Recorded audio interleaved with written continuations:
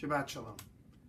I wanted to talk to you this Shabbat, share with you words of Torah about the beginning of the construction of the tabernacle, which to me is a very fascinating moment in the text.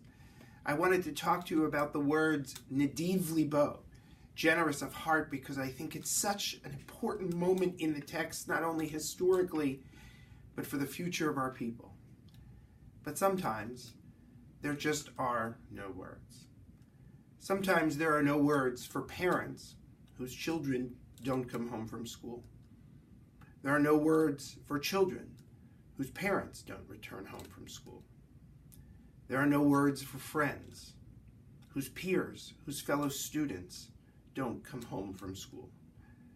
There are no words for society, grief-stricken by its inability to protect our children in the very place where they should feel most safe.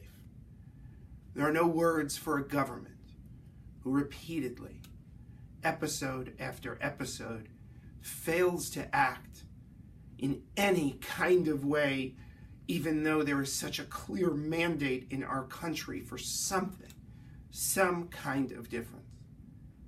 Sometimes there just are no words. And yet, right now, words are all we have. Sometimes silence is just too difficult. And so we fill the air with words.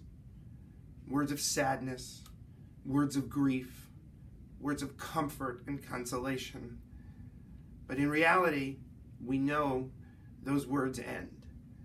And the time for words becomes past history, and the time for action becomes a present necessity. If I knew what the next step was, I imagine there'd be people lined up outside my office. But I know that the next step cannot be nothing. There has to be something we can all do so that we don't have to be born into this current reality again and again.